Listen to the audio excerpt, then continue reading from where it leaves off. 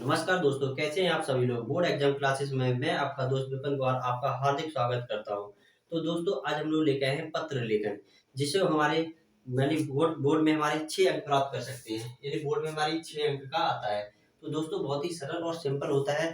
अगर हमें क्या कहते हैं, थोड़ा सा ध्यान देना होता है। अगर आपने थोड़ा सा पॉइंट लिखते हुए ध्यान दे दिए तो आप 6 अंक प्राप्त कर सकते हैं, और बहुत ही आसानी तरीके से। और ये हमारे स्कोर में बहुत ज्यादा महत्वपूर्ण योगदान देता है। अगर बात करूं तो जैसे एक फॉर्मेट होता है, अगर वो पूछ ले, अगर मैं कहूँ कि बैंक में खाता खोलने के लिए बैंक प्रबंधक को प्रार्थना पत्र, तो मान के चलिए उसने कहा है कि बैंक में खाता खुलाने के लिए खोलने के लिए क्या बैंक प्रबंधक को प्रार्थना पत्र लिखेंगे। तो इसे लिखने का तरीका क्या होता है, तो सबसे पहले हम लोग क्या लिखते हैं कि सेवा में। जब मैंने सेवा में लिखा तो उसके बाद हम लोग यहाँ कॉमा लगाते हैं। कॉमा लगाने से क्या होता है, उसके जब जस्ट नीचे लिखेंगे।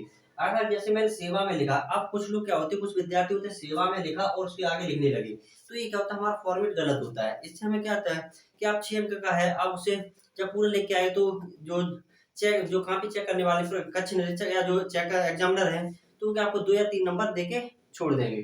अगर आप उसका फॉर्मेट सही लिखते हैं तो आप 6 में से 6 अंक प्राप्त कर सकते हैं।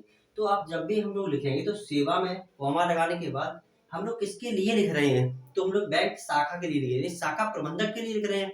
अब तो हम लोग लिख रहे हैं शाखा प्रबंधक भारतीय स्टेट बैंक एटा, यानी जहां का भी आप हो वहां का आप लिख सकते हैं। अब उसके बाद हमारी हेडिंग डालते हैं विषय। अब विषय क्या है, तो उस विषय के बारे में जानते हैं। तो कहेगा कि बैंक में खाता खोलने के संबंध में प्रार्थना पत्र, यानी हमें आपके, तो इसमें क्या मतलब इसका हुआ कि बैंक में खाता खोलने के लिए आपके यहाँ हम क्या है प्रार्थना पत्र देना चाह रहे हैं। फिर हेडिंग डालते हैं हम लोग महोदय। जब हम लोग महोदय लिखेंगे उसके नीचे क्या है कॉमा लगाएंगे, वहां से स्टार्ट करेंगे।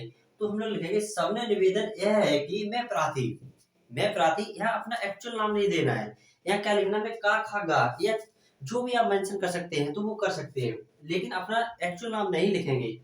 तो एटा का निवासी हूँ, मैं आपके बैंक में खाता खुलवाना चाहता हूँ। यानी सबने निवेदन यह है कि मैं प्रार्थी का खागा एटा का निवासी हूँ और मैं आपके बैंक में क्या खाता खुलवाना चाहता हूँ, जिससे मैं छात्रवृत्ति का लाभ प्राप्त कर सकूं। यानी मैं इसलिए खाता खुलवाना चाह रहा हूँ क्योंकि मुझे आज तक ही कभी भी छात्रवृत्ति नहीं मिली है। वजह क्या रही है कि मेरा कोई अकाउंट या खाता नहीं है, तो लाभ प्राप्त कर सकूं। क्योंकि किसी भी बैंक में खाता ना होने के कारण मैं अभी तक यह लाभ प्राप्त नहीं कर सक पा रहा हूँ। आगे देखिए, मैंने खाता खुलवाने के लिए सभी दस्तावेज यानी सभी कागज जो कागजात थे, जैसे कि आधार कार्ड हो गया या पैन कार्ड हो गया, आवेदन पत्र में संलग्न कर दिया है। यानी कि जो जरूरी दस्तावेज थे जैसे आधार कार्ड हो गया, पैन कार्ड हो गया, मैंने जो हमारा एप्लीकेशन का फॉर्म था उसके साथ आवेदन पत्र में संलग्न कर दिया है। उसके बाद हम लोग क्या करेंगे, ग्राम चिन्ह लगाने के बाद हम लोग फिर एक लाइन छोड़ देंगे।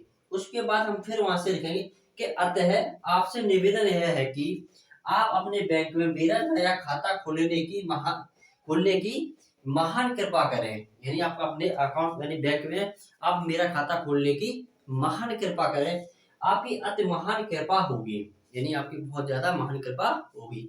उसके बाद आप प्रार्थी लिखते हैं का खागा, और इधर लिखते हैं दिनांक, जो भी है जिस दिन एग्जाम होते हैं उससे पिछली डेट डालनी है।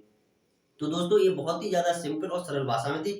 तो अगर इस तरीके से आप लिखते हैं तो 6 में से 6 अंक प्राप्त कर सकते हैं बोर्ड एग्जाम 2025 के लिए और 26 के लिए भी।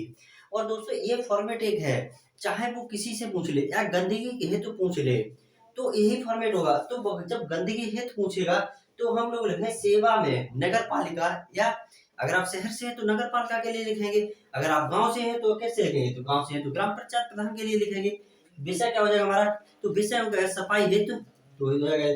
तो इस तरीके से हम लोग फॉर्मेट होता है वो फॉर्मेट बना के लिखेंगे तो आप 6 में से 6 अंक प्राप्त कर सकते हैं।